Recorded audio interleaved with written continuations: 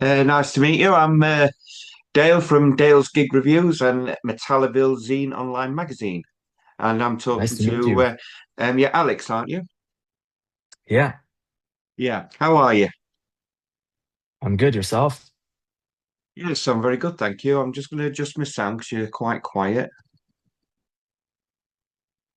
There we go. I've got you. I've listened to your music, and you're from Montreal. And the best way I could describe it is like an industrial, apocalyptic, new metal sort of sound. How would you describe it? Um, it's always hard, I guess, to describe our own music, but I think we try to take elements of different styles that we enjoy, including styles from the past decades, but trying to do it in a modern way that still feels relevant and still feels um, unique. So I guess that would be my attempt at the description. Other than unique. Yeah, it certainly is unique. I've got to say, I enjoyed your live performances that I saw on YouTube. There's very much a punk element to your performance. You're letting off smoke bombs on stage, and you're crowd surfing, and it's pretty incredible. I've got to admit, I'd love to go and see one of your performances. You seem to be very crowd engaging. Yeah, I think our live performances are what really represents the band the most. And as you're saying, it's pretty intense. I think most bands when they do a show, they pretty much just go up on stage with their instruments, play their songs, walk off stage, which is fine. But for me, it's really like an experience, like almost an exorcism in a way. Like I really just go in a totally different place in my mind, and whatever happens. And that's I guess what makes our shows unpredictable and exciting. And a lot of people have been telling us that we're essentially bringing back the danger on stage, which I I think has been missing in rock music. Everything feels so safe and stale in a sense. So, anyways, I think I think the fact that we're bringing that back, definitely catches people's attention. Yeah, I've got to agree with you on that because when you're spending money to go and see a band, um, it's great if they sound like how they do on Spotify and if they're technically perfect. But to be engaging in a crowd, it's what gets your adrenaline pumping and it's what gets you wanting to go and see them again. One of my favorite bands to see live is this one behind me, Skindred. And no, like big fires and big light shows. It's just them and their personality on stage, and that's what attracts you to come back again because of how they just bring the whole crowd in. And from what I've seen online, that's exactly what you're doing, which is fantastic. Well, thank you. I appreciate it. No, it's made me desperately want to go and see you, but we'll get to that a bit later. Um, Now, I'm looking because I listened to your Infected EP, but that was released in 2008. Um, So why so long between like you've got you're infected, then your EP Petty was 2017, which were four songs, then you released two singles, and now here you are again with your new single. There's long gaps between your music. Well, we have a pretty unusual history. But in a nutshell, I would say that the current version of Deadly Apples was formed in 2017. And at that time we released some music that we had already done in the past. But really 2017 is when the current version was really formed, and we started touring and doing a lot of big shows, big festivals all over the world. and we slowly started working on new music, and it took a while, I guess, to find the the right direction that we wanted to go in. And it was important for my bandmate Antoine and I to, I guess, do things in a proper way, because it's so easy now for anyone to just pump out, tons of music, because anyone can do an album on their laptops now, in their basements or whatever. We really took the time to, like, we did some pre-production work with Michael Beinhorn. We spent almost a year in LA, at an actual studio. So and we worked with Ben Gross to mix the album, and we also worked with Danny Lohner of Nine Inch Nails, and so many. He's been involved in so many great projects. Like, he did all the guitars and bass on the album. So essentially, we wanted to take the time to really, really spend a lot of time on it, and not just pump out music like, you know, a lot of people seem to do these days, which is fine. But I guess that's just not how we see things on our end. Yeah. So you don't like that factory process. You like to be a bit more involved and enveloped into your work. And I get that. I understand that. I mean, I absolutely love Sacrifice. I think that's a cracking song, as well as Filter. That's sorry, Filter. My brain sort of all its further, which has got Monkey from Corn involved, hasn't it? Yeah, yeah. I've known Monkey since I was a teenager, back when I used to sneak backstage at corn shows. So I'd always end up running into him, and you know, after several years, he ended up playing on two songs by Deadly Apples, and we did several festivals with them. They took us out on tour in 2018, in Japan, which was an amazing experience. And also did some arena shows with them in Europe 2 or 3 years ago. I actually just saw them because they were playing here in Montreal and Ottawa, which is also close by. So yeah, they've been great supporters of what we do, for sure, and we're grateful for that. Yeah, well, that's brilliant. You've got a new single coming out, which is why we're talking, which is Sacrifice, mixed by Ben Gross, from I know him from Depeche Mode. Um, you've also got some collaborations involved. I've got it wrote down here. You've got additional vocals with Richard Patrick from Filter and Nine Inch Nails, and guitar and bass from Danny Loner. I hope I'm pronouncing that correct. Also from Nine Inch Nails. But the most intriguing fact I find about your new song, Sacrifice, is the drum kit you used was from the Black Album. It's Lars Ulrich's drum kit. Yeah, basically, the kit that he used for that album was rented from a company called Drum Doctors in LA. So they basically, rent out drum kits for various projects. And that was the actual drum kit that Lars used on the Black album. So, Antoine, my bandmate, who is the drummer and also writes the music, he grew up listening to Metallica. So even if what we do, musically is totally different from Metallica, it was definitely a cool moment for him to be able to record actually all the drum parts for the new album on that kit while we were in LA. Oh, that's amazing. Did Antoine increase the value by signing it? I don't know. We'll have to see about that.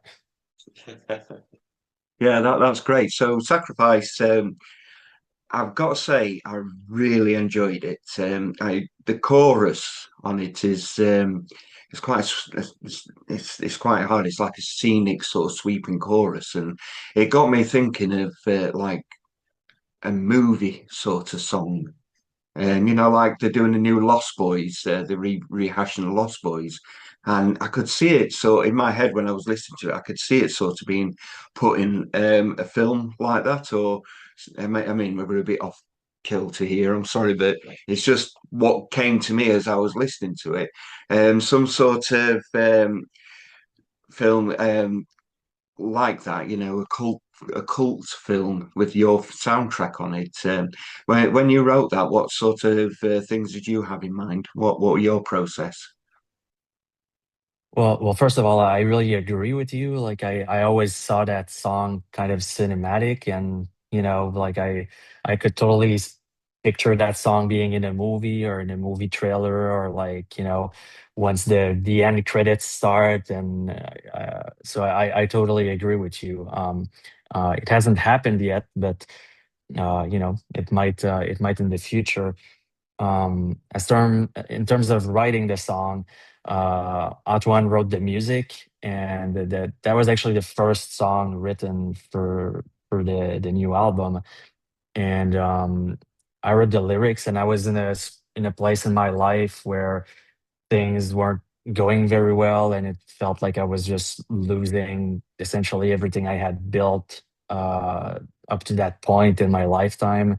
So it, it was, that's what inspired the lyrics. And I think the way it's written, like anyone could make up their own meaning. Uh, Yeah. w- and and and a lot of people actually have messaged us saying how, they really relate to that song. So, uh, you know, I'm pretty happy with how it turned out because we had probably like 15 versions of that song before we ended up with this one. And we actually released two versions because the audio version that we released on, Spotify, Apple Music, and all these platforms is a shorter version. But the one we released along with the music video is actually a bit of a longer version. Yeah, yeah, because the video was directed by Antoine, I believe. Yeah, Was it exactly. sort of his brainchild? The because it's a very striking video, a bit like I say with that movie feel. It's a very striking video. Yeah, well, he's had experience working as a director in the past, and he basically directed the the visuals, like the onstage visuals for many artists, like everyone from Celine Dion to Rush, Avenged Sevenfold, and so he definitely has a lot of experience and talent in that domain. So so he directed the last two videos that we released for Volatile and Sacrifice. Yeah. And we kind of wanted to do two very different videos to avoid, I guess, being pigeonholed in like one category or one image. Volatile is very dark, kind of goth, latex, shiny, uh, while Sacrifice is, essentially um a period video. So, we're dressed like the 1800s or whatever. Uh, and yeah, the Sacrifice video is definitely more of a story and it's more cinematic, I guess. Yeah. And yeah, I'm really proud of that video. We both really worked hard on making it happen. Yeah, I would say it would MTV worthy, but it's gone now, so we can't say that. Yeah, But yes, yeah, yeah. YouTube worthy now. Yeah, YouTube's taken over. Yeah, it's really really quite excellent. The song and the video works incredibly well together. And like I say, the whole song has got a movie feel, and so has a video. So it's stunning work. And it's gone in my Spotify playlist. So it's up there with my System of a Down and my Iron Maiden, and then we get your song. So that's nice. Awesome. Yeah, so I've got to say I'm really enjoying it. And it's one of them Thank you.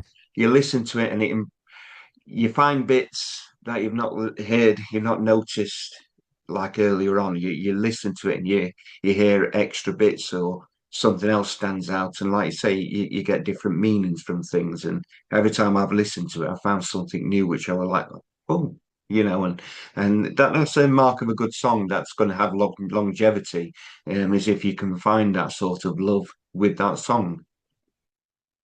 Well, that's a great compliment, and I really appreciate it. And I'm sure Antoine will appreciate that as well. That's also something that, as the listener, as a music fan, I really enjoy.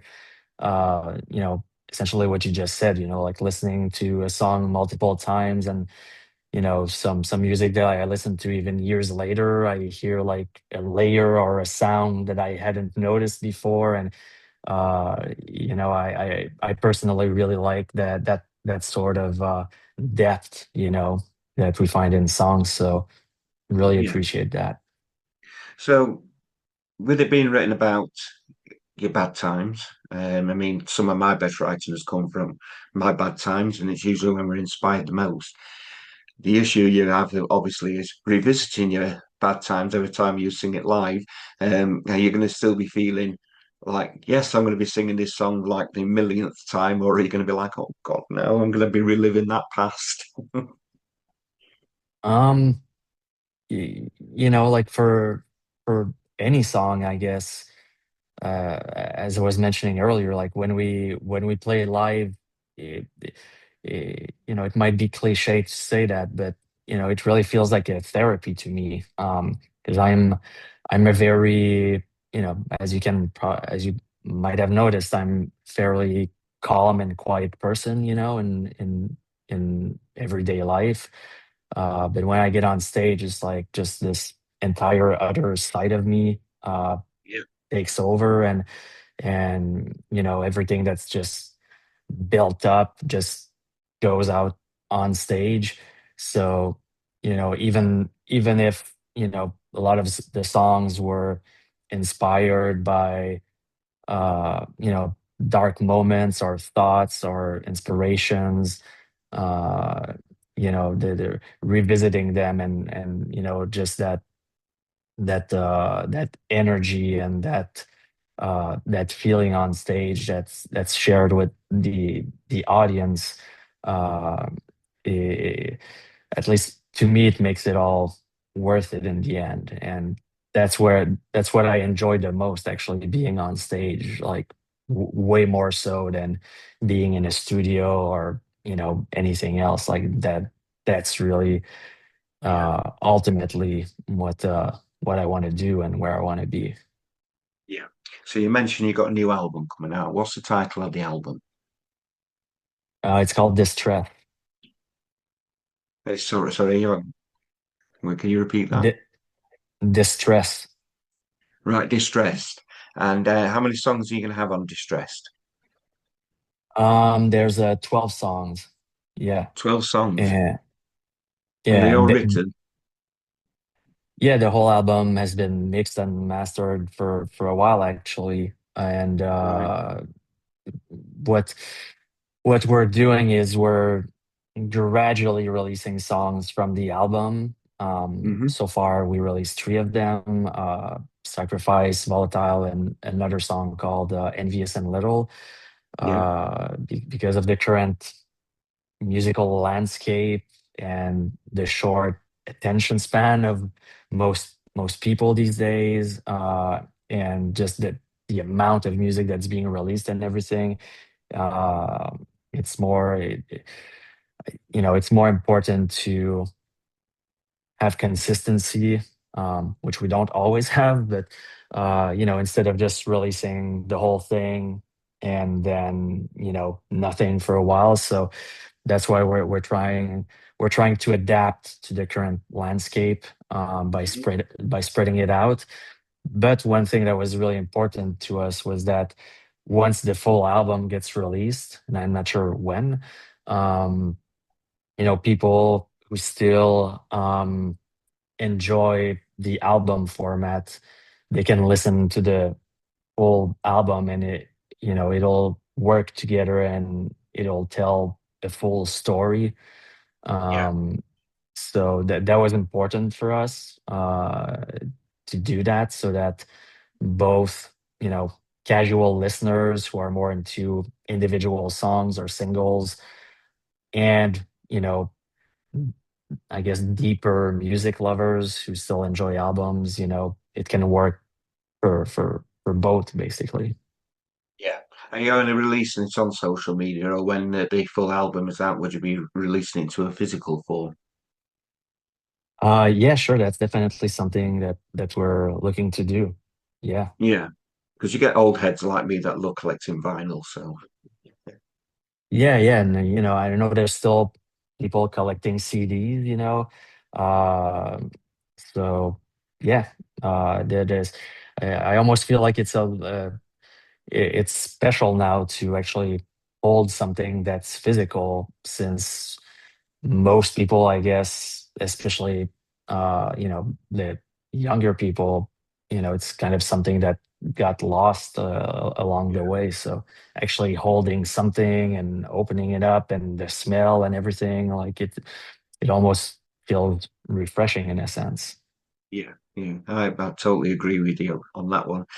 So you've done quite a few tours. You've supported Korn, as we mentioned before, with your Japan tour, Rammstein, Slipknot, Deftones, Rob Zombie, Marilyn Manson. The question I've got is, are you going to be doing a standalone tour, and when will your tour be? I mean, we might, but we're mainly focused on playing festivals or opening up for other artists.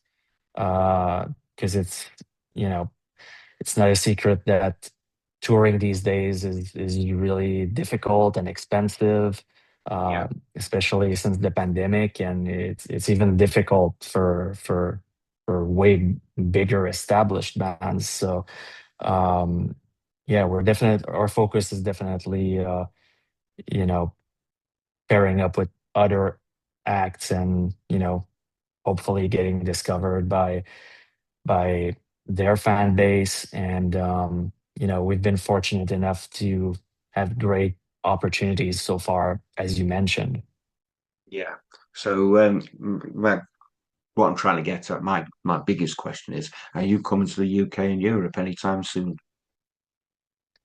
Hopefully, I was personally, I went to Europe and the UK this past summer. Not with the band, but Oh it yeah, made me actually it, it made me want even more to play there, because we did one European tour so far, but no shows in the UK. yeah, And we definitely see in our stats that there's a lot of people in the UK,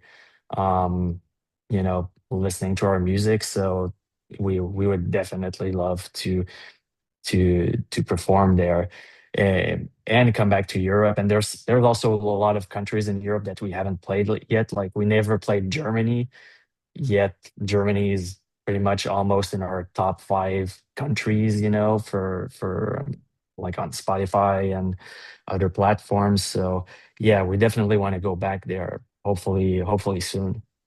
yeah. So have you got any collaborations on the album that we've not mentioned so far? We're actually working on other collaborations. Um, So I can't tell you yet because it's Oh, not come on, you've final. got to give me an exclusive. Well, as I mentioned earlier, like Danny Lohner did all the guitars and bass on the album. So Yeah, every song that has guitars and bass, he's on it. So there's still a lot of songs that haven't been released. But yeah, we're working on some other stuff, but it's not confirmed yet. So, um, but yeah, we definitely want to do more collaborations in the future with different types of artists for sure. Yeah. Have you any artists in mind who you'd really like to do a collab with? I mean, the list would be would be pretty long. You know, the I guess the dream collaboration, which probably will never happen, but you know, doing any type of collaboration with Trent Reznor would be amazing. You know, like we really love his work and we really respect everything he's done. Um, so that would be amazing. And you know, a lot of even you know, obviously a lot of music that we grew up listening to would be great to collaborate with some of these older artists, but also, you know, there's a lot of current artists that I personally really enjoy, like, you know, I love Author and Punisher, Health, Ghost Main. Um, yeah, I could go on and on and on. Yeah, yeah. It would be nice to have had a little exclusive, but we'll move on. Who were your music influences then growing up? Um, you know, I really grew up in the new metal era, so you know, Korn and Korn, Deftones, Limp Bizkit, those were kind of the first bands that I got into. Then I went to some of the darker acts, I guess, like Rob Zombie, Marilyn Manson, Nine Inch Nails. Um, and then, you know, Nine Inch Nails led me to Ministry and Skinny Puppy and you know, my now I listen to a lot of different types of music. Yeah, But yeah, that's essentially what I grew up with. yeah. What's your relationship with the ministry? Because you was in or featured with Fix a Ministry movie.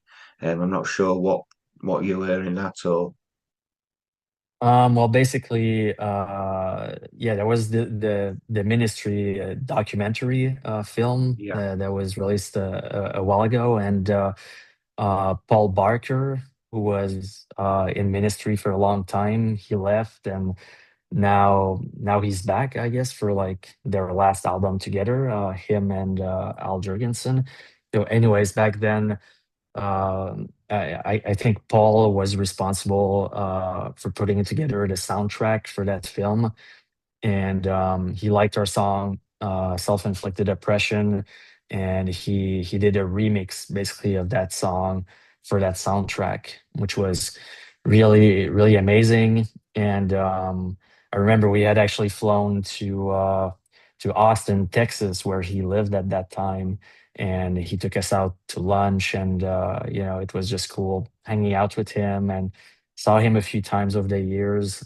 Haven't seen him in several years, but super nice guy. And yeah, I love Ministry, and I know Antoine really loves them too. You know, like and a lot of their different eras because they, you know, their musical style evolved a lot. You know, like I really love the early synth pop stuff they were doing, and also obviously the more industrial metal stuff. yeah. So yeah, I'm a big fan of Ministry. Yeah, because I'd only heard of them today, researching you, and so I put a bit of the movie on, and it's quite a frantic one. I'm definitely going to have to watch the full movie. But the music sort of reminded me a lot of our UK band, The Prodigy, and because Oh it yeah. was quite frantic, and they were you've got the synths in it, you've got the dance music, but the sort of heavier side to it, and but there were a large punk element to it as well. And I was like, how have I never heard of this band? I was really enjoying it.